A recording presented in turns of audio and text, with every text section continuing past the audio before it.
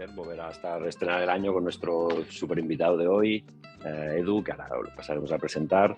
Dejadme explicar un poquito cómo funciona esto para los que no hayáis venido nunca. Bueno, pues que sepáis que la iniciativa de Si Tú Me Dices Learn, ya vamos a por el segundo año ya, un montón de charlas que hemos ido teniendo a lo largo de estos últimos meses. Comentar que todas las charlas las vamos grabando y las colgamos en nuestro canal de YouTube. Tenéis aquí la URL por si queréis suscribiros. Veréis que hay charlas de todo tipo. Hemos hablado de, bueno, pues obviamente de diseño, experiencia de usuario, también de neuromarketing, de ciencia ficción, research, service, un montón de temas súper interesantes todos ellos. Bueno, en este sentido, pues también dejadme invitaros a seguir nuestra página de LinkedIn, que es ahí donde, bueno, pues colgamos pues todas estas charlas, los anuncios de estas charlas, y también pues bueno, compartimos contenido pues yo creo que pues, súper interesante. Más a más, pues también pues bueno, invitaros a inscribiros en nuestra magnífica newsletter Design Tapas, y también nuestro canal de Telegram. En estos dos canales, pues bueno, también compartimos contenidos que hacemos con muchísimo amor desde el equipo de Interactives. Y bueno, es contenido también, pues obviamente hablamos de diseño, pero bueno, desde la óptica de cada uno de los miembros del equipo, ¿no? Y es también altamente interesante. Tenéis aquí las URLs, ¿vale? Comentaros, la charla, bueno, va a durar unos 45-50 minutos aproximadamente. Sentidos libres de utilizar el chat si queréis preguntar. También pues tenéis la opción de abajo, ¿no? En reacciones podéis levantar la mano y podéis, pues Edu os abrirá el turno para poder preguntar lo que consideréis. Sí que os pediría, por favor, que durante la charla pues tengáis los micros muteados para que no se escape un sonido ahí que no, en fin, que no toque, ¿vale? Y bueno, nada más, pues un placer presentaros a Edu Huerta. ¿Qué tal, Edu? ¿Cómo estás? Muchas gracias por prestarte a compartir, bueno, pues tu conocimiento con nosotros. Edu es UX Researcher aquí en Globo, también es profe de Ironhack y bueno, pues entre otras cosas es doctorado en interacción persona-ordenador, que bueno, esto es para mí súper interesante. Yo creo que merece casi otro Si Tú Me Dices Learn para explicarnos tu experiencia allí. Y bueno, hoy nos viene un poco a hablar de nuestra querida profesión, ¿no? De lo que es la UX Research. Yo creo que de alguna manera, no sé, podemos estar de acuerdo que, bueno, obviamente la investigación no es algo nuevo, ¿no? Viene ya de muchos años atrás, pero es verdad que en los últimos años, pues bueno, ha eclosionado, ¿no? Y de alguna manera ha ido evolucionando, ¿no? Esto implica, pues, que las organizaciones, las empresas, pues poco a poco vayan viendo mucho más el valor en esto de investigar a las personas, ¿no? Que parece como obvio, pero ahora como que es un poco más tangible. Y bueno, pues en consecuencia, pues esto pues conlleva que el perfil del UX Research pues de alguna manera vaya adquiriendo pues nuevas habilidades, nuevos skills, pues interaccionar bueno, pues con stakeholders que quizá pues antes no tenía que hacerlo, ¿no? También pues no sé, trabajar codo a codo con equipos de desarrollo, que ya sabemos que muchas veces desarrollo y diseño pues se habla pues idiomas diferentes, ¿no? Y bueno, un poco de todo esto, ¿no? Es lo que nos viene a explicar Edu, pues bueno, pues su gran dilatada experiencia que tiene en el sector, y un poco también nos dará pues algunos tips, algunas soluciones que podemos utilizar en nuestro día a día como researchers. Y bueno, pues nada más, Edu, todo tuyo, dejo de compartir y mucha suerte, ¿vale? Vale, pues nada, buenas tardes, buenos días a todas, a todos, gracias por estar aquí, gracias por aceptar la invitación y por supuesto gracias a Carlos y a todas las amigas y amigos de Interactives por invitarme a ser parte de esta experiencia, esta iniciativa que me parece súper positiva, súper interesante, estupenda, ¿no? Iniciativa de Si Tú Me Dices Learn, para justamente aprender un poco más de todo esto que hacemos, ¿no? La idea es traer un poco la experiencia que una persona puede tener, en este caso mi experiencia personal, y con mucha humildad presentar eso, lo que he podido aprender en estos años trabajando en este ámbito, en este campo, y a partir de aquí generar conversación, ¿no? La idea no es hacer un monólogo, ni mucho menos, ni tampoco creerme el dueño de la verdad, ni remotamente querría hacer eso. Simplemente plantear un punto de vista muy humilde, muy, como digo, basado en la experiencia que yo he tenido, y a partir de ahí generar debate, generar discusión, generar conversación. Si no es por aquí, pues a través de otros medios, otros canales que podamos tener, Yo encantado de seguir en contacto con todos y todas vosotras y vosotros. Básicamente, sí, bueno, soy Eduardo, todo el mundo me llama Edu aquí, así que ya he cambiado el nombre, mis amigos me hacían bromas de ayer. Mi profesión, soy diseñador en comunicación visual, eso lo estudié en Santiago de Chile. Y después de poco tiempo de trabajar allá en publicidad y eso, me vine a Barcelona a estudiar un máster en diseño de interacción. Y después una beca que me dieron en la escuela y tal, me retuvo aquí, digamos, no era el plan original. Bueno, me fue bien con todo el máster, no sé qué, después empecé a estudiar el doctorado y eso ya fue una decisión un poco más sólida de quedarme un tiempo más aquí y bueno, a ver qué pasaba, ¿no? Y bueno, así llevo este febrero, cumplo 17 años viviendo en Barcelona, ya esto era una experiencia, una vida, una aventura que ha sido más largo de la cuenta de lo que yo pensaba que iba a ser. Eh, y siempre trabajando en diseño digital, básicamente en producto digital, y un poco cubriendo los diferentes roles que un equipo puede considerar, ¿no? Un equipo de diseño de producto. Empecé como UI designer, como casi todos empezamos, ¿no? La gente que estudia diseño, muy orientado a diseño de pantallas, finalmente. Y después, poco a poco, me he ido moviendo hacia atrás, ¿no? En el proceso. Primero con interacción, ¿no? Definiendo producto, flujos de usuario, tal. Y en el doctorado sí que empecé a trabajar en research, en investigación con usuarios. En particular, en ese entorno empecé a trabajar en el mundo e-health, de salud online y formación online y learning.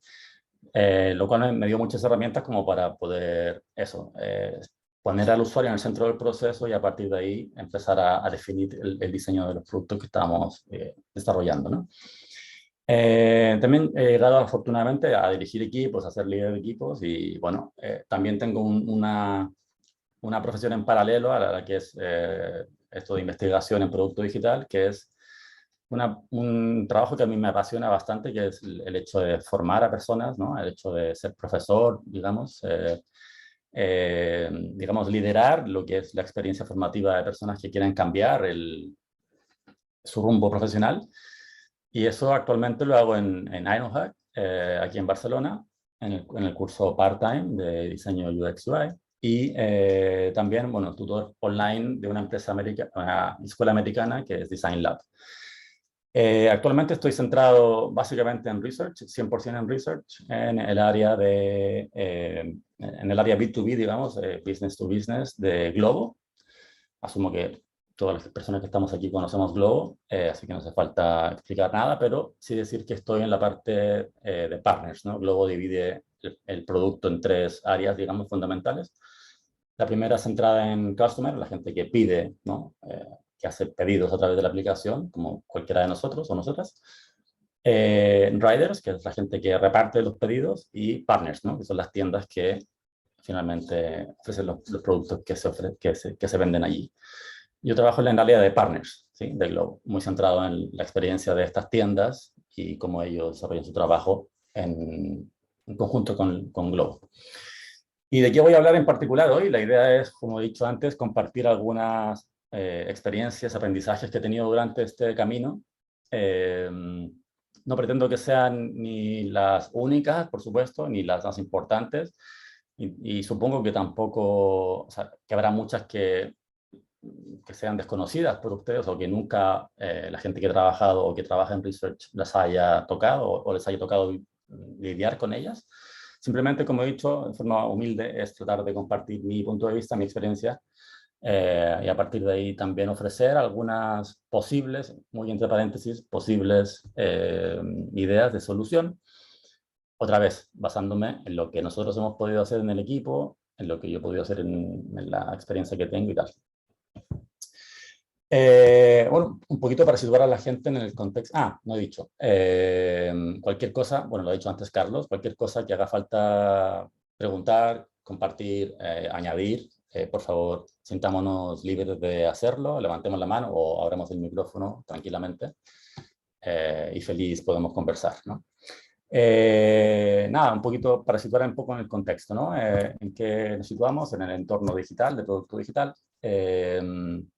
básicamente a medida que el mercado de producto digital crece, ¿no? Sabemos que todo el estado de pandemia también ha hecho florecer otros productos que antes no existían, ¿no? Que cada vez más competidores, más productos y también mejores productos, también hay que decirlo, ¿no?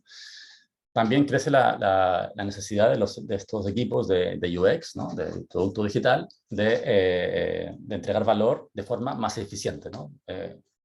Eficiencia considera al menos los temas de tiempo y recursos, ¿no? Dedicados a ese esfuerzo. Y en ese entorno la profesión, el oficio de UX Researcher adquiere mayor importancia, pero también al mismo tiempo asume más y mayores desafíos, ¿no? ¿Por qué? Porque tenemos que adaptarnos al equipo en el que estamos. Sabemos que es un entorno ágil, en el que participan muchos perfiles diferentes, ¿no? Por lo mismo es un entorno complejo, ¿no? Y al mismo tiempo tenemos que correr prácticamente para entregar valor a ese equipo de producto y para poder informar a diseño, para que pueda diseñar de forma con una base más sólida, digamos, y de alguna forma desafiar lo que el producto propone, de alguna forma apoyar lo que el producto propone muchas veces y hacer que el producto vaya finalmente en la dirección correcta, ¿no?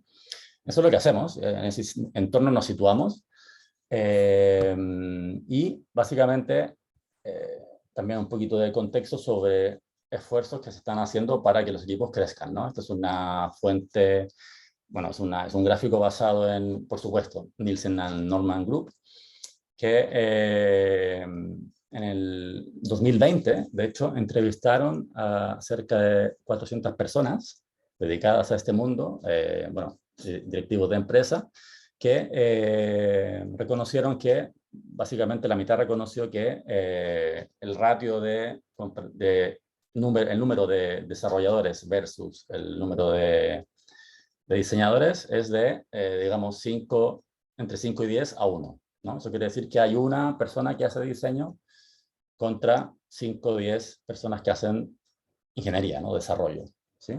Elena Sánchez, hace poco, ¿no? Estuvo hablando sobre esto, ¿no? Lo que cuesta, lo que significa desarrollar un equipo de diseño dentro del entorno de producto. Y ella compartió algunos datos e información que es muy interesante. Yo ahora simplemente estoy añadiendo a Research en la ecuación, ¿no? Aquí está Research también, basándonos en la encuesta que hizo Norman and Nielsen, diciendo que básicamente hay una persona que hace investigación por cada 5, 6, 10 diseñadores, ¿no? O sea, vamos de un ratio de una persona que hace investigación a 5 o 6 diseñadores a 10, 12 desarrolladores, ¿no? Esto evidentemente tiene que crecer, tiene que cambiar, ¿no? Porque el entorno ágil crece muy rápidamente, cada vez se tienen que hacer las cosas más rápido, cada vez se tienen que hacer las cosas mejor. O sea que yo entiendo que este ratio se va cada vez a hacer menor, ¿no? Cada vez habrá más gente que haga investigación, apoyando también a la gente que hace diseño, que también deberá crecer, ¿no? Entonces, en ese entorno, la expectativa es interesante, es de crecimiento, estamos creciendo, se puede ver también fácilmente en portales de empleo, ¿no? Como LinkedIn, uno busca ahí UX Research como job, como oficio, ¿no? Como trabajo, y aparece un montón de cosas, ¿no? Características que son diferentes según qué empresas, pero el trabajo está allí, ¿no? Hay trabajo por hacer y esto va a crecer seguramente, ¿no? La expectativa es esta, ¿no? Es decir, este es un estudio que hizo en el 2017, y es un poco antiguo, pero todavía creo que es válido.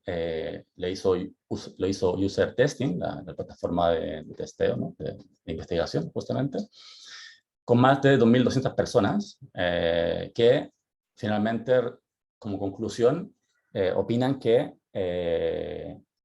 la gente que hace investigación, que UXR, ¿no?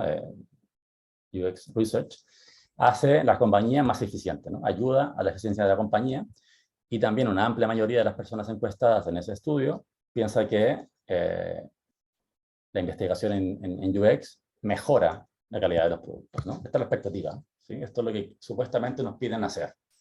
¿vale? Esto es lo que tenemos que hacer en nuestro día a día, ¿no? No solamente apoyar a la gente de producto y hacerlo, finalmente, apoyar a que el producto sea mejor, sino que también, de forma quizás directa o indirecta, ayudamos a que la compañía también sea más eficiente, ¿no?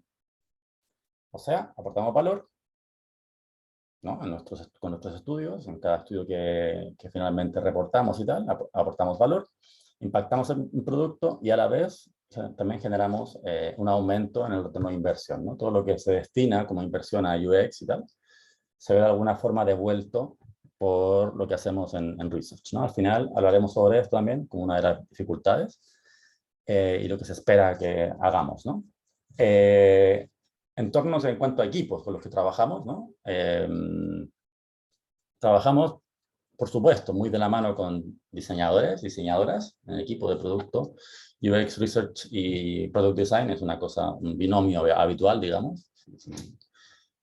Si consideramos la mayoría de empresas dedicadas a productos, por supuesto. Para nadie es desconocido el impacto que tienen los product managers en todo esto, o product owners, según la empresa en la que estemos, ¿no? Muy en contacto con research y con diseño a la vez, ¿no? Decidiendo hacia dónde debería ir el producto, ¿no? Por supuesto, ingeniería, hemos visto los datos, es decir, empresas como Globo, sin ir más lejos, ¿no? Cada semana no sé cuántos ingenieros entran, pero es una locura lo que está creciendo el equipo de ingeniería y lo que se espera que crezca todavía, ¿no? También muy en contacto con la gente de diseño y de forma indirecta con nosotros, ¿no? Con la gente que hace investigación.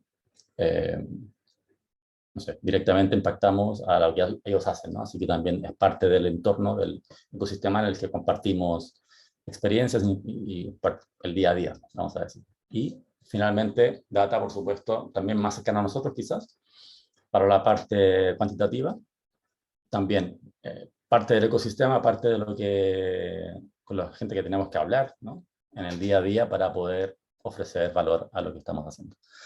Y cada vez más también la gente de contenido, ¿no? La gente que se dedica en particular a definir la experiencia de los usuarios mediante el texto, ¿no? También forma parte de este entorno, cada día más, diría yo, ¿no? En ese contexto, en ese momento nos situamos, ¿no?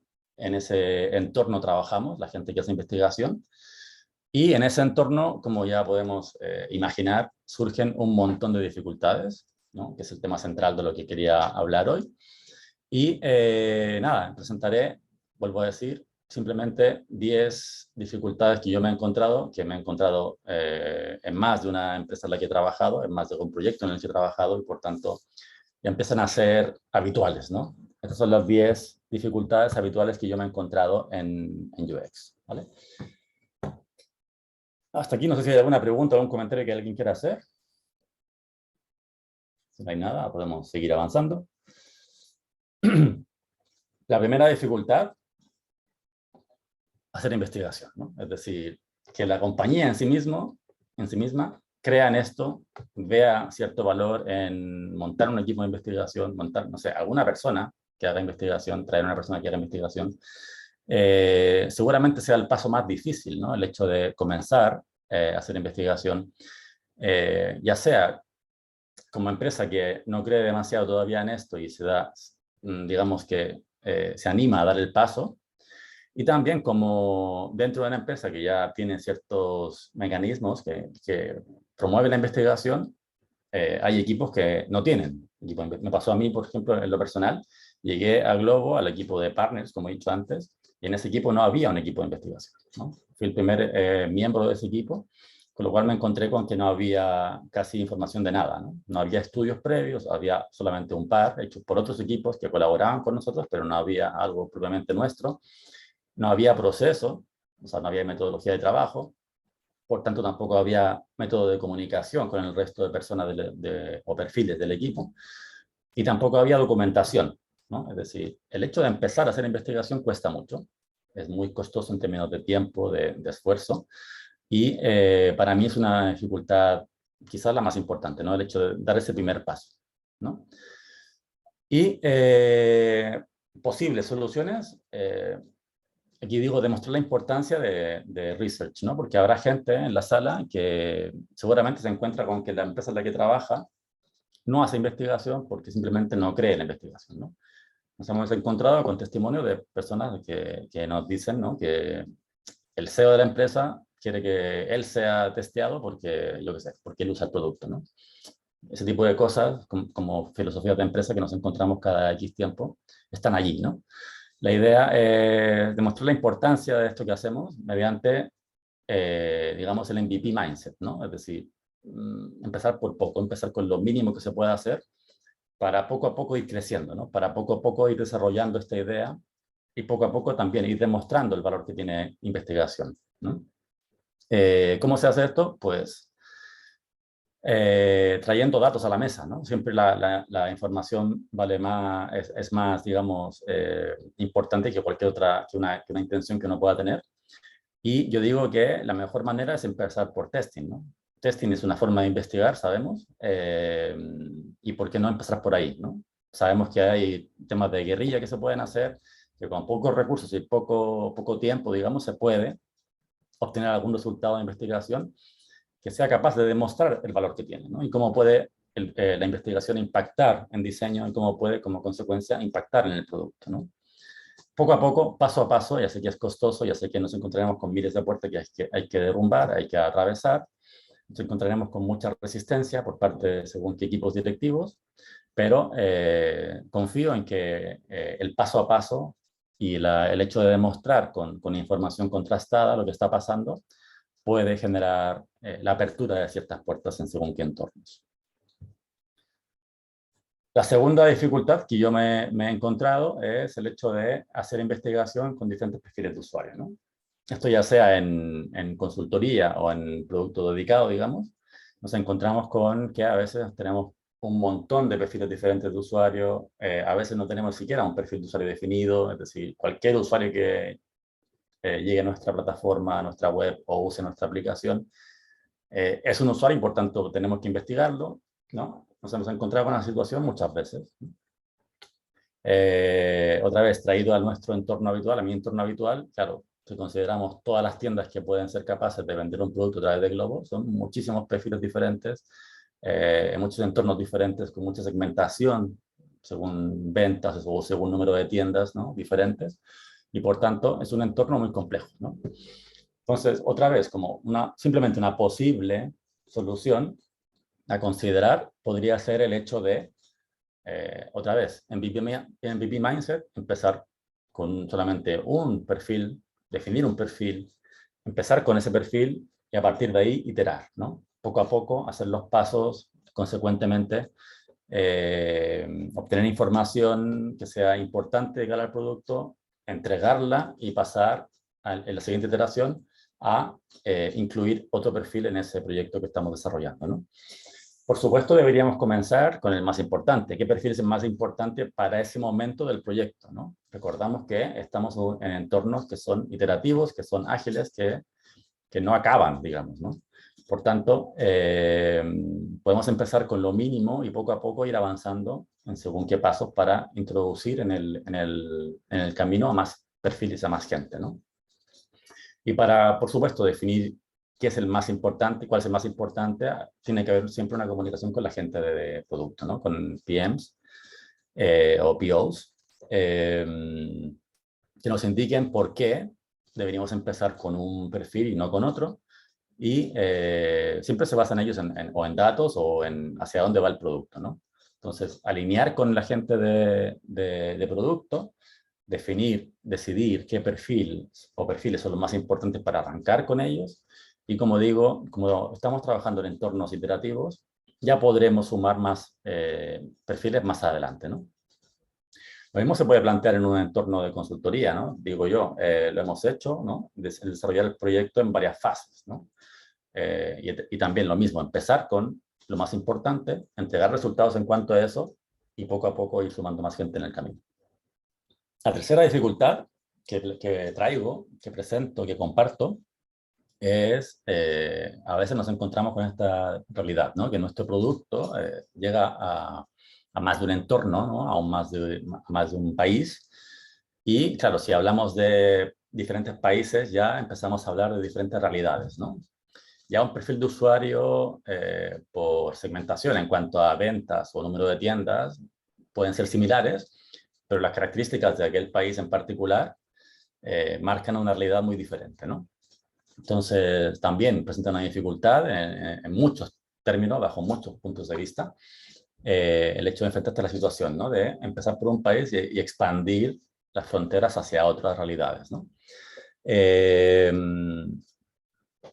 Por ejemplo, la dificultad del idioma, ¿no? Es decir, Globo está presente en África y en Europa del Este, ¿no? Yo no sé hablar ruso, evidentemente, ¿no? Entonces, si me piden hacer una investigación con la gente en Rusia, o con la gente, yo qué sé, en Ghana o en Italia, no lo puedo hacer por mí mismo y, por tanto, una posible solución podría, por supuesto, dependiendo de los recursos que tenga la empresa, ¿no? Por supuesto, confiar y entrenar a los local teams, ¿no? Nosotros tenemos, por ejemplo, Globo tiene equipos en cada país en los que está presente, ¿no? Entonces, una estrategia que tenemos para poder ir a esos países en los que no dominamos el idioma, por ejemplo, es el hecho de recurrir a la gente que sí habla el idioma, que sí pertenece de alguna forma, aunque sea indirectamente, a la empresa, y, entre comillas, hacer que ellos hagan la investigación, ¿no? Eso significa montar un plan de investigación que considere el hecho de entrenar a esa gente, ¿no? Claro, ellos son agentes, son gente que hace temas de venta o de acompañamiento en este caso, ¿no? de cliente, pero no hacen investigación, no es su trabajo. Entonces, por eso hay que entrenarlo de alguna forma y, como digo, meter ese punto en el plan de investigación, darle el tiempo que se merece también al hecho de generar material para que esta gente lo pueda hacer fácil, ¿no? Que no sea, no sé, seguramente no será una entrevista en profundidad lo que utilicemos a nivel de método, pero una encuesta o un cuestionario a través del teléfono sí que se podría hacer, ¿no? Y por lo mismo hay que generar un playbook, unas formas que expliquen lo que esperamos que hagan estas personas y que ellos lo puedan hacer fácilmente, ¿no? Y otras posibilidades, claro, aquí pongo entre paréntesis y entre signo de interrogación, ¿no? Externalizar, porque claro, ya hablamos de otro tipo de presupuestos, hablamos de otro tipo de situaciones que, por supuesto, entiendo que no todas las empresas pueden afrontar, ¿no? También está el hecho de contratar por ahí algo más barato, que son los traductores. También se ha hecho, ¿no? Cuando hemos hecho algún viaje, quizás, no en mi equipo, pero en otros equipos de la compañía, algún viaje, claro, han sido acompañados por traductores que perfectamente pueden hacer el ejercicio de entender lo que está comunicando la persona local, ¿no? Siempre lo hablo con mis estudiantes esto porque seguramente en el día a día, ¿no? Ya una vez que ya hemos convencido a la gente, ¿no? de la empresa que hagamos investigación y ya tenemos un equipo montado, ciertos procesos montados, seguramente esta sea la peor de las dificultades que tenemos, que nos encontramos todo el tiempo, ¿no? No importa cuán experto seas, cuánta experiencia tengas en esto de hacer investigación, siempre te encontrarás con la dificultad tremenda y terrible de reclutar usuarios, ¿no? Es muy difícil, primero, contactar a la gente, contactar a los usuarios, ya después de haber definido todo esto, ¿no? Segmentación, perfil, target, no sé qué. Vale, está todo definido, pero el momento de llamar por teléfono o enviar un mail o contactar de alguna forma a los usuarios cuesta muchísimo, ¿no? Es muy costoso. Ya no consideremos ciertas también barreras que nos ponemos dentro de las compañías, ¿no? Para llegar a según qué tipo de usuario, ¿no? En general, es un proceso muy, muy difícil, muy costoso. Entonces, básicamente, basándonos otra vez en nuestra experiencia, podemos compartir que un punto clave es encontrar los canales apropiados para llegar a esta gente. Es decir, sabemos que el ratio de apertura de emails es muy bajo, ¿vale? ¿Cómo podemos hacer para que no sea un mail y sea otra cosa, otro punto de contacto? ¿Cómo llegamos a esta gente, ¿no? ¿Cómo hacemos que vean nuestra invitación para que sean parte de nuestros estudios, ¿no? Por ahí tengo en Medium algún artículo que habla sobre esto y cómo, por ejemplo, un banner en la web, ¿no? A la que acceden nuestros partners, los partners de Globo, un banner en la web ayudó muchísimo a este problema de reclutar, ¿no? Porque sabemos que el perfil, el ratio de apertura de emails es muy bajo entre nuestros partners y cómo un sencillo banner en una página en particular a la que accedían los usuarios que nosotros queríamos que accedieran a nuestro estudio, hizo como de puente entre el estudio y finalmente ellos, ¿no? Y de forma muy orgánica y muy, digamos, que nació de ellos, quiero decir, ¿no? El hecho de darle clic a eso, a ese banner y hacerse parte del estudio, ¿no? O sea, encontrar el canal apropiado para llegar a la gente. Y una vez que ya los tienes ahí, medio que sí que están como parte del proceso, por supuesto, el siguiente paso debería ser definir o promover un buen incentivo, ¿no? Vale, ¿qué le damos a estas personas, ¿no? Por supuesto, el dinero puede ser un incentivo interesante, pero no siempre lo es, ¿no? Sino que hay que buscar, según el perfil que tengamos de usuarios, tendremos que encontrar, definir qué incentivo podemos darle, ¿no? Para que sean parte del equipo de investigación, para que sea parte del estudio de investigación, quiero decir. Y también no solamente para que sean parte de un estudio, sino que ojalá se conviertan en parte de una comunidad de usuarios, ¿no? Y en el próximo estudio ya no tengas que atravesar todo el proceso de comunicación para llegar a ellos, sino que directamente con un email o una llamada telefónica ya los tienes como parte de tu grupo de usuarios, ¿no? Es decir, insisto, buscar la manera de incentivar a esta gente que sea parte de los estudios y que, mejor aún, se conviertan en parte de la comunidad de usuarios que tú tienes disponible para tus estudios. Haciendo estas dos cosas, el canal apropiado y encontrando la manera de incentivarlos, el proceso se acorta demasiado, ¿sí? Nosotros hemos pasado, por ejemplo, ¿no? Sin dar datos muy específicos, de un proceso de recruiting de alrededor de 2 semanas en el equipo a hacerlo en 3 días, ¿no? Encontrando justamente esto que digo, la forma de el canal apropiado, la forma de incentivarlos y teniendo una comunidad de usuarios, ¿no?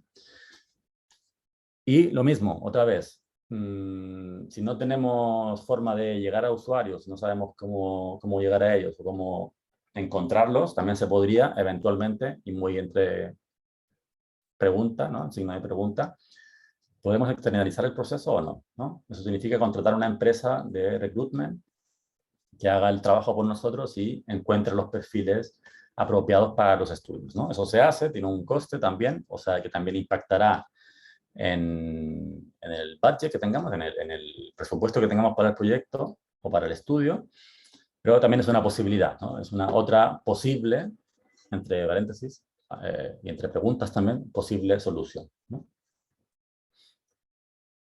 La quinta dificultad que nos encontramos en particular, nosotros como parte del grupo que trabaja con partners, ¿no? Con tiendas, en este caso de Globo, pero también yo diría, perdón por el ruido, hay un taladro aquí dando vueltas. Barcelona ya sabemos qué pasa eso, ¿no? El ruido no es una cosa que nos extrañe. También diría yo que es una cosa habitual entre las personas que trabajamos en cualquier entorno B2B, ¿no? El hecho de enfrentarnos a usuarios cuesta mucho porque siempre están ocupados, ¿no? Si pensamos en la gente que trabaja con Globo, en este caso en particular, claro, las tiendas o restaurantes, esos entornos son muy, muy, muy estresantes, muy ocupados, de mucho dinamismo y cuesta mucho que las personas se encuentren un momento, cuando les pides una hora, ¿no? Es como mucho tiempo para ellos, para estar frente a ti y responder preguntas, ¿no? Cuesta mucho que se dé esa situación. Por tanto, lo mismo, lo que hemos encontrado es el hecho de mejorar el incentivo. Vuelvo a salir esa palabra, ¿no? El incentivo como concepto es fundamental, es muy, muy importante. El hecho de que ellos vean el valor que tiene ser parte de nuestros estudios. Y vuelvo a decir, no solamente en cuanto a dinero, sino que también hay que buscar la forma de motivarlos. Y también el hecho de hacer comunidad. Vuelvo a decir también lo mismo porque de esta forma generamos ese sentido de pertenencia, ¿no? Al equipo, a la comunidad. Ellos ven el valor de lo que están haciendo porque hay una comunicación permanente. Ellos ven el impacto que están teniendo sus opiniones finalmente en el producto que ellos finalmente usan en su día a día. Y con esto esos toman tomados en cuenta, ¿no? Se sienten tomados en cuenta, ¿no? Son parte de la comunidad, son escuchados, son entendidos y finalmente, como digo, están viendo qué valor aportan al producto y a la empresa, ¿no? Eso para nosotros ha sido súper importante el hecho de crear comunidad y el hecho de mandarles comunicaciones con que, oye, hemos hecho esto en el producto, conéctate, míralo y dinos qué te parece, ¿no? Es decir, no solamente hacemos parte de los estudios, sino que también hacemos un follow-up después, ¿no? Un seguimiento con ellos, como para que ellos vean que lo que dijeron aquella vez, en aquella entrevista, finalmente se ve reflejado de alguna forma en esa nueva funcionalidad que incorpora el producto y tal, y por lo tanto se sienten escuchados y tomados en cuenta, ¿no? Eso es muy importante para el sentido de la comunidad que estoy diciendo. La sexta dificultad, por supuesto, ¿no? Los tiempos que se manejan en producto, que son particulares, sabemos que son difíciles de considerar por nosotros, porque claro, es un entorno cualitativo, es un entorno de reflexión, de pausa, de análisis, ¿no? De estar frente a usuarios, de invertir horas en entrevistas, en estudios, en análisis, ¿no? Reportando y tal, y tenemos que entregar valor, entregar resultados, entregar conclusiones, insights, en una semana, 2 semanas, ¿no? De forma muy rápida, muy ágil, y por tanto nos ponen en aprietos, ¿no? Es una cosa habitual también en según qué entornos de producto en el que tenemos que correr sí o sí todo el tiempo, ¿no? Entonces, nosotros lo que hemos hecho básicamente es ir definiendo MVPs de research, es decir, resultados mínimos, viables y que aporten valor, ¿sí? Es decir, no pensar en estudios muy grandes y muy largos, porque, insisto, la dinámica de trabajo es muy a corto plazo, digamos. Se definen, por supuesto, también objetivos a largo plazo, ¿no? Entonces se puede ir de esa forma dividiendo en pequeños sprints o pequeños dosis de tiempo, digamos, para llegar a cumplir con los objetivos a largo plazo, mediante objetivos a corto plazo. Entonces, significa, si te piden un reporte, vale, buscar qué tipo de reporte vas a entregar para según qué momento del producto, para según qué momento del proyecto, para aportar el valor necesario en el menor tiempo posible, ¿no? Quizás no sea un reporte extremadamente completo o muy, digamos, atractivo para leer, pero sí que aporta valor al momento en el que estamos y al equipo en el que estamos, ¿no? Eso es lo importante finalmente. Entonces, ir definiendo pequeños entregables o aquel entregable que es más importante para ti en según qué momento, en según qué producto, en según qué equipo estás trabajando, ¿no? Esto, sin ninguna duda, obliga a que tengamos un diálogo permanente, diario, ¿no? De forma síncrona o asíncrona, ¿no? Ya sea en reuniones o ya sea por Slack, ¿no? Con product managers o POs o como quieran llamar, y diseño, la gente de diseño, ¿no? Es decir, tiene que haber un diálogo permanente, constante entre los perfiles para justamente definir qué valor tengo que entregar desde research y cómo lo vamos a entregar, ¿no? Convencer a la gente de que no hace falta hacer un reporte súper mega estructurado y súper mega completo, sino que hace falta entregar 3 conclusiones que ayuden al equipo de diseño a diseñar mejor y finalmente impacten el producto, ¿no? Y esto también nos obliga, claro, en esa comunicación, en esa búsqueda del MVP, digamos, de research, iterar, testear, primero proponer y testear y mejorar, ¿no? Las formas de trabajo, los ways of working, ¿no? Es decir, la dinámica del día a día, la dinámica de comunicación, la dinámica de cómo tú desarrollas tu trabajo desde investigación y qué entregables vamos a definir para cada momento del proyecto, ¿no? Otra vez vuelvo a decir, MVP Mindset significa iterar sobre lo mínimo posible, ¿no? Y a partir de ahí ir avanzando, ir generando un producto más y más robusto y más sólido. La séptima dificultad que yo me he encontrado en esto es el hecho de priorizar proyectos, ¿no? Sabemos que, como hemos visto el ratio de gente de investigación versus el ratio del número de diseñadores o diseñadoras versus el número de personas de ingeniería, ¿no? Hace que muchas veces la gente de diseño, de investigación, perdón, nos encontremos con muchos proyectos en los que tenemos que trabajar al mismo tiempo, ¿no? Entonces, claro, es imposible desdoblarnos o multiplicarnos, entonces hay que priorizar, ¿no? ¿Cómo priorizamos sobre los proyectos que tenemos sobre la mesa?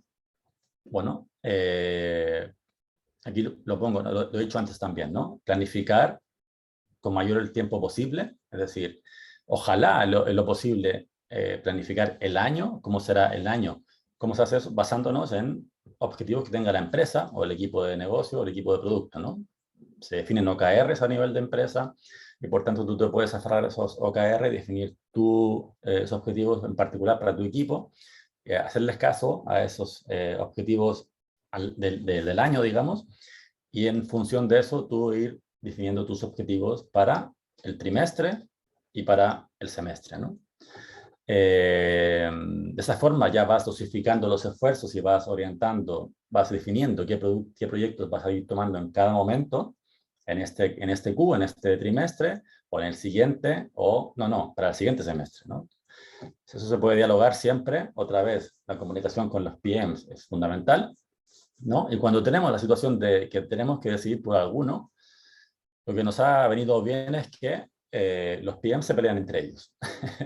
Digamos, generar un workshop, generar una discusión, digamos, una reunión en el que presentemos, bueno, ellos presenten los proyectos que quieren tomar, que quieren que Research tome, y que en ese entorno, en esa reunión, en ese workshop, definir objetivos y en función del impacto que esos objetivos tendrán, tanto en producto como en negocio, se puede dialogar y se puede llegar a un acuerdo sobre qué proyectos deberíamos estar tomando en los siguientes meses o en los siguientes periodos de tiempo, ¿no? Ya sea meses, trimestres, semestres, años, ¿sí?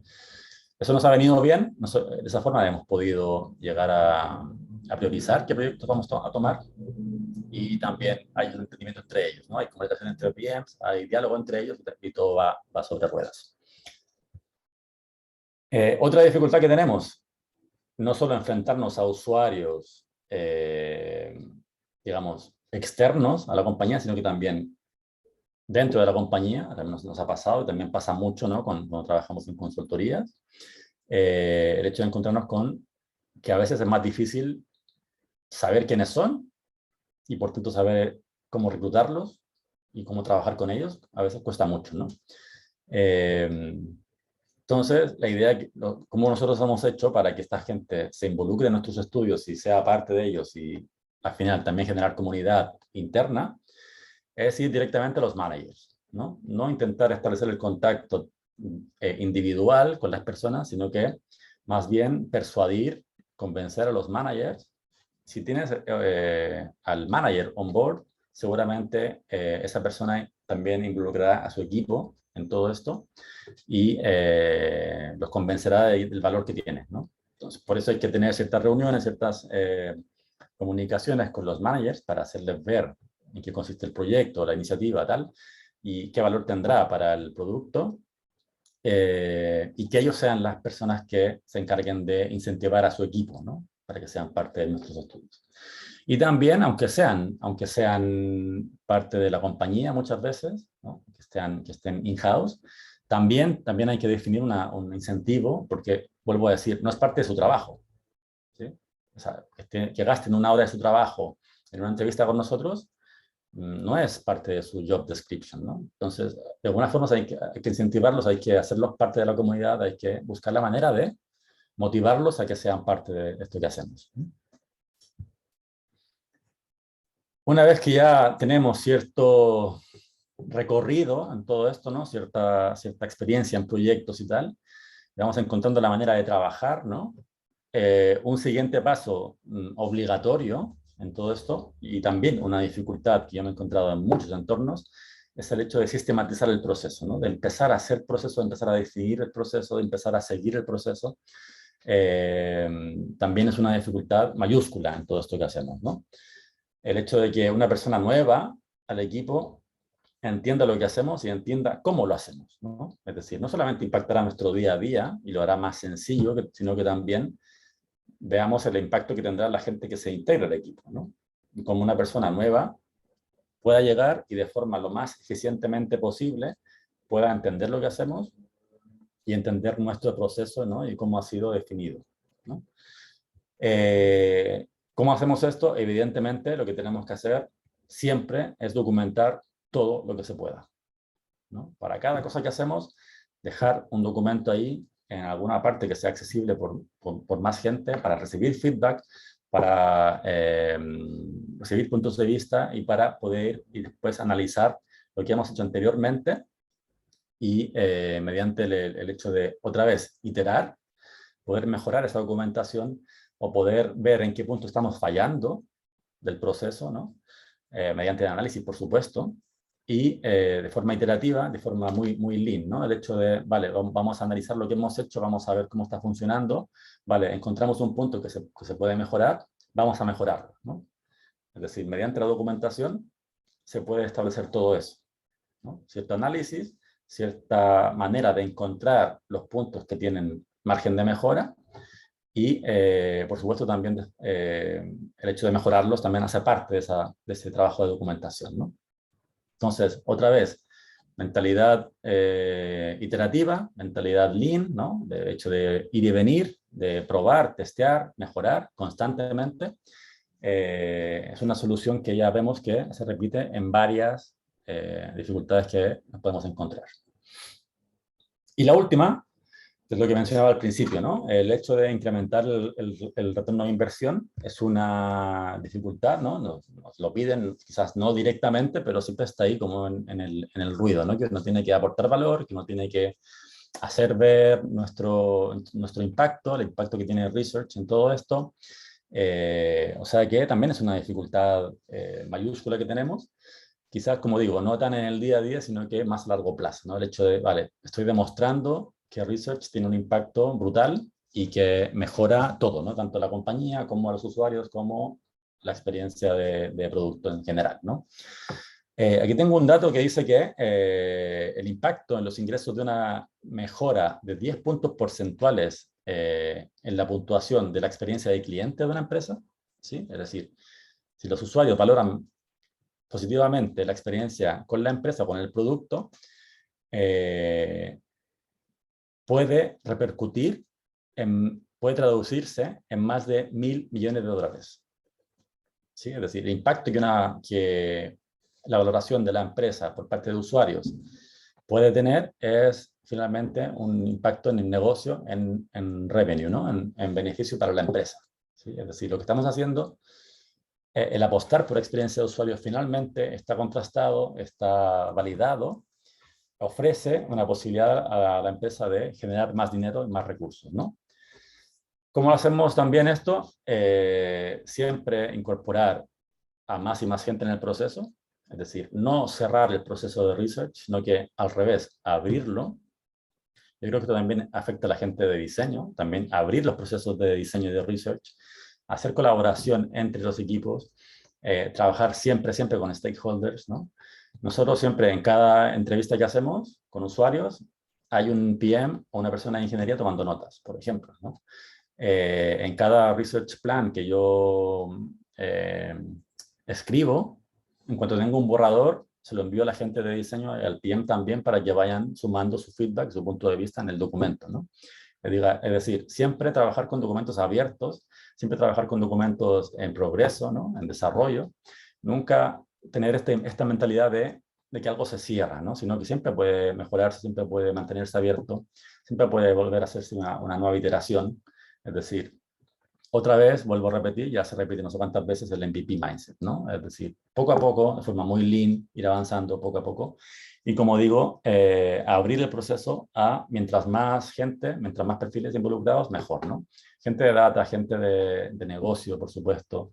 Es decir, tienen cosas que decir con respecto a lo que estamos haciendo en Desde Research y por tanto, ¿por qué no hacerlos parte del proceso que seguimos, ¿no? De esa manera, de forma indirecta y de forma conjunta, además, vamos a mejorar en el retorno de inversión, vamos a generar más impacto en el producto y a la larga vamos a generar más beneficio para la empresa. Como bonus track, no podía ir sin mencionar esto, que es la validez estadística, ¿no? Por supuesto que tiene un punto de vista más cuantitativo, ¿no? El hecho de por ejemplo, lanzar una encuesta que tenga validez estadística, sabemos que esta validez estadística depende básicamente del tamaño de la muestra, ¿no? Y de la población que tengas a nivel de en cuanto a número de usuarios, ¿no? Sabemos que la muestra se establece a partir de la población total de individuos, ¿no? Vemos aquí, por ejemplo, o de usuarios, ¿no? En este caso, y el margen de error que estemos dispuestos a tener con el estudio, ¿no? Con la encuesta que enviemos, por ejemplo, ¿no? Y por supuesto, siempre queremos tener el mejor resultado, siempre queremos que sea súper preciso, ¿no? Muy, no sé, la gente que hacemos investigación somos muy así como respetuosos con los métodos, ¿no? Digamos, y siempre queremos que sea lo más representativo de lo que está pasando allá afuera, ¿no? Pero también sabemos, lo vivimos en carne propia en el día a día, que cuesta mucho, muchísimo reclutar gente para nuestros estudios, ¿no? Cuesta mucho que una persona abra un mail y le haga clic a un link para abrir una encuesta y responderla, ¿no? Por tanto, sabemos que conseguir una muestra representativa de una población cuesta muchísimo, ¿no? Por tanto, sabiendo que lo que buscamos en research de producto, ¿no? Lo que buscamos es tener pistas, ¿no? Saber más o menos lo que está pasando allá afuera. Digamos que si yo digo que se puede ampliar el margen de error, ¿no? O sea, sé que mucha gente, de data sobre todo, ¿no? Dirá, esto no se puede hacer. Pero yo digo que, otra vez, sabiendo que lo que buscamos es simplemente tener cierta base para poder diseñar finalmente y para decidir en cuanto a hacia dónde va el producto, ¿no? Se podría eventualmente ampliar el margen de error, ¿sí? Con esto, ¿no? Con un margen de error mayor, reducimos el número de usuarios que tenemos que conseguir, según lo que estamos viendo aquí, por ejemplo, en esta calculadora, ¿no? Y por tanto también tendremos cierto impacto con menor número de usuarios, digamos, ¿no? Y otra vez lo mismo, para hacer cada vez menor la población a la que llegar con nuestras encuestas, también se puede otra vez reducir el alcance, es decir, qué países vamos a impactar con esta encuesta, y también otra vez el hecho de priorizar perfiles, ¿no? ¿Vale? ¿Qué perfil es el más importante para arrancar con esto e ir poco a poco, insisto, para intentar bajar la población, el número de individuos a los que tenemos que llegar o tendríamos que llegar eventualmente, ¿no? Si no entendemos nada de esto, por supuesto, siempre hablar con el equipo de datos, siempre están disponibles a colaborar también, ¿no? Darnos su punto de vista, ellos son mucho más estrictos en cuanto a esto, por supuesto. Y por otra parte, entender que lo que hacemos tiene mucho valor, ¿no? La parte cualitativa tiene mucho valor también, ¿no? Y en nuestro espacio cualitativo, digamos, la perspectiva estadística o probabilística, no sería tan importante, ¿no? Porque lo que tiene valor realmente para nosotros es el hecho de entender qué está pasando, ¿no? Y por qué está pasando, ¿no? Entender los fenómenos que están ocurriendo, ¿no? Y por qué están ocurriendo, más que cualquier otra cosa, ¿no? Entonces, si respondemos a la pregunta de investigación, si entendemos qué está pasando a nivel de fenómeno y por qué está pasando, con según qué perfiles en concreto que son muy impactantes para el producto, ya estaremos aportando valor, ¿no? Eso es, por mi parte, no sé. Bueno, para ir cerrando ya, lo que quería decir era, bueno, para hacer un poco de conclusiones, ¿no? Primero, crear cultura, quizás sea lo más difícil, el hecho de orientar la empresa hacia el ámbito de la investigación y confiar en la investigación para obtener resultados. Poco a poco, paso a paso, se puede conseguir.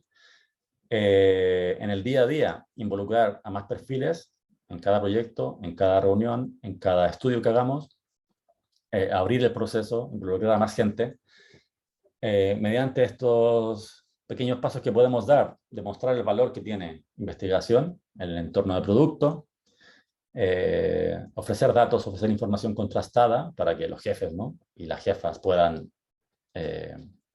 creernos, digamos. El MVP Mindset se ha repetido muchísimo en la conversación, en la charla. Siempre se puede avanzar poco a poco, no hace falta pensar en un producto acabado, sino que al revés, vamos a ir poco a poco avanzando, sabiendo que al principio nos dejaremos cosas de lado, pero ya se incorporarán más adelante, ¿no? El tema del incentivo es fundamental en research, es decir, definir un buen incentivo, aunque no sea dinero, vuelvo a repetir, para que los usuarios sean parte de la comunidad y, por supuesto, documentar todo lo que hagamos para después poder analizar lo que hemos hecho y poder establecer puntos de mejora para ese proceso. Muchas gracias, eso es todo lo que tenía para compartir. Asumo que habrá preguntas o dudas o, no sé, puntos de vista diferentes que puedan ser interesantes. Muchas gracias, Edu. Súper interesante. Y está guay ver también que no estamos solos en todo esto, o sea que súper bien. ¿Dejo de compartir Pues sí, pantalla, sí. te parece? Sí. Sí, ok, perfecto. Tenemos algunas preguntas en el mismo chat, no sé si también, bueno, sentidos libres de eso, abrir micro y preguntar. Si queréis, leemos estas primero. Aquí María Angélica te pregunta, ¿cuál sería, en tu opinión, la base para hacer un buen research? ¿Qué hay que tener en consideración? Si ahí puedes hacer preguntas recurrentes. Un buen research, ¿qué significa eso? Ahí está. María Angélica, si quieres desmutearte y preguntarle directamente, no sé, no te veo, hay mucha No, gente. considerando que puede haber muchos factores para que sea una buena investigación, ¿no? O sea bueno, en este entorno lo que se nos pide Supongo. siempre es que una investigación generalmente ofrezca insights accionables, ¿no? Que sean útiles para que la gente de diseño pueda diseñar con mejores bases, ¿no? Con mejores argumentos. Y finalmente, que ese insight accionable llegue a producto e impacte en el producto de alguna forma, ¿no?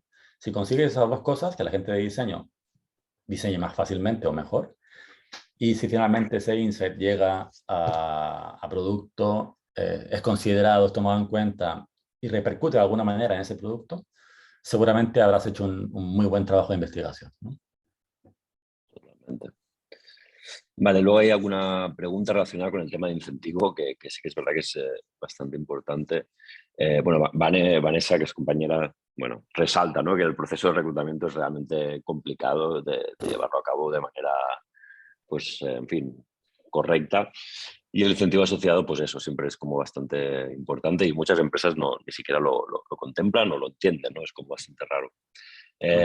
Ana te hace referencia a lo que explicabas, ¿no?, de crear este banner en la página, digamos, en la landing de esas personas, y si se menciona incentivo o no, ¿cómo lo hacéis?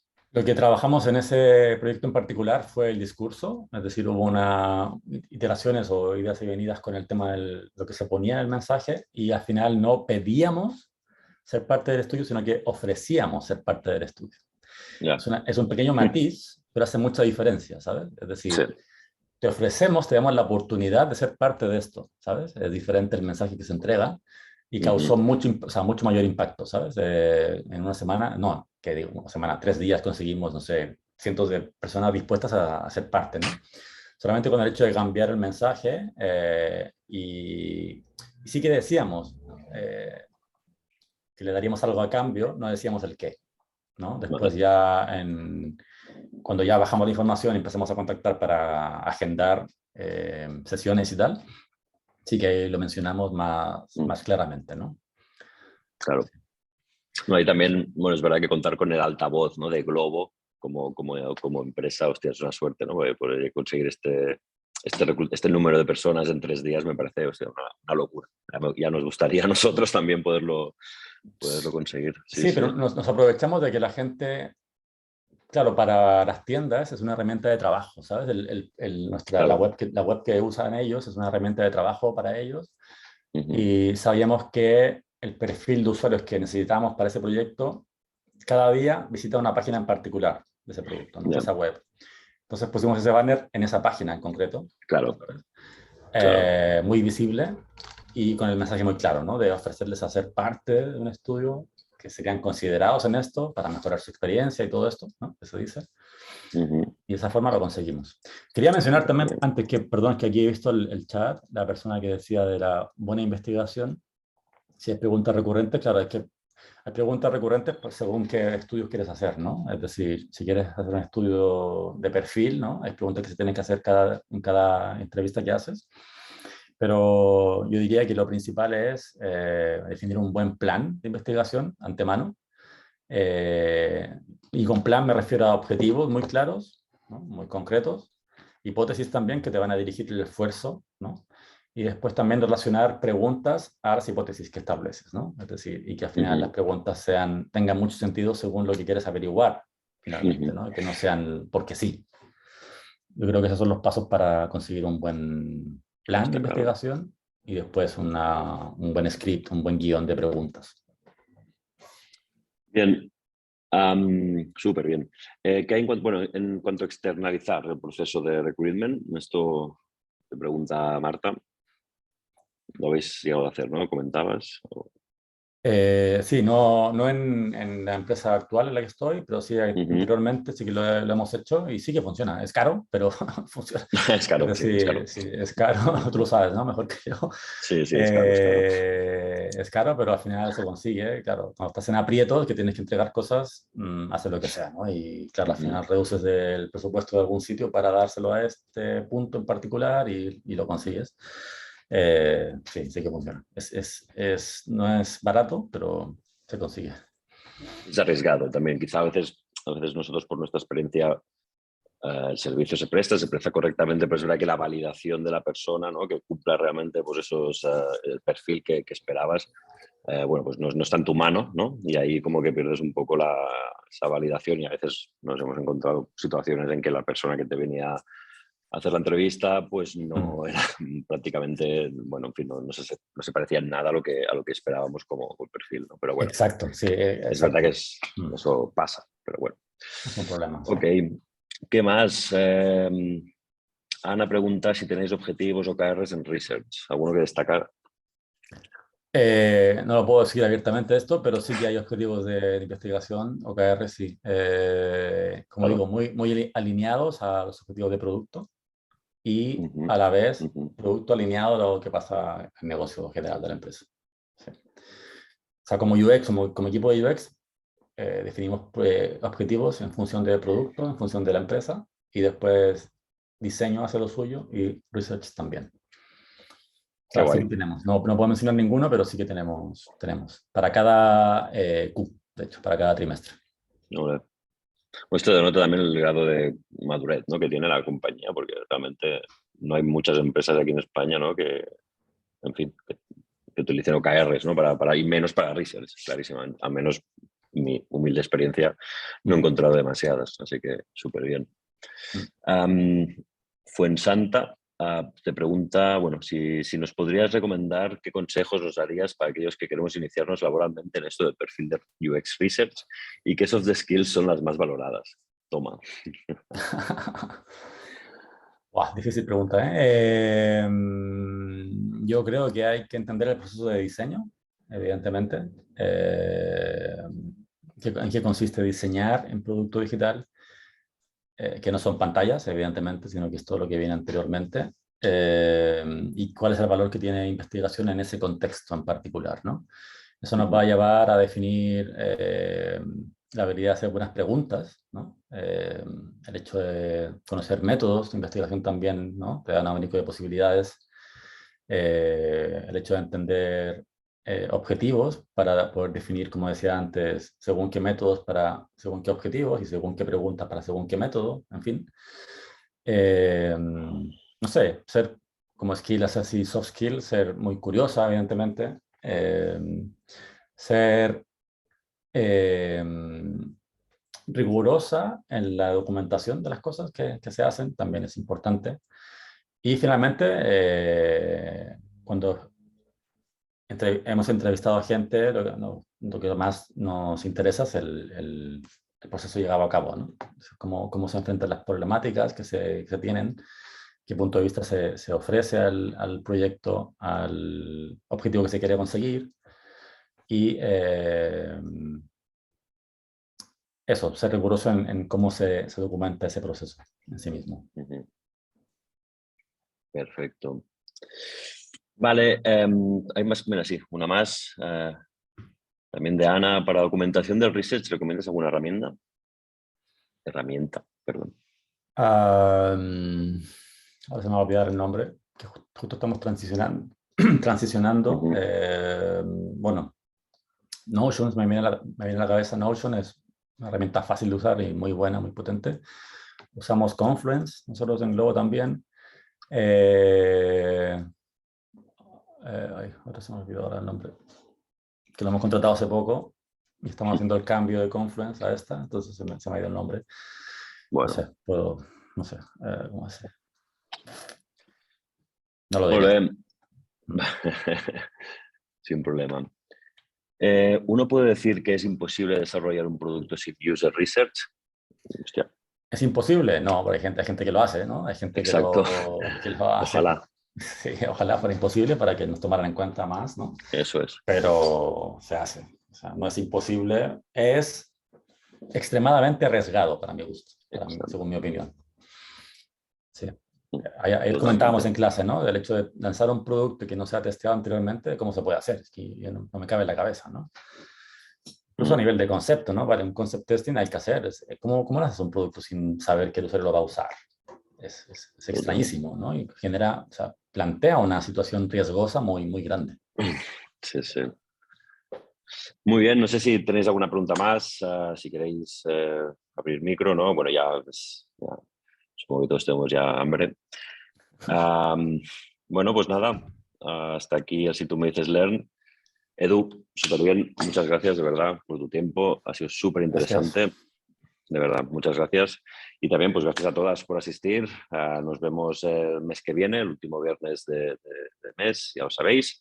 Y nada, encantado, un placer y buen fin de semana. Muchas gracias, hasta la próxima. Gracias, hasta luego. Adiós. Gracias, chao, chao, gracias.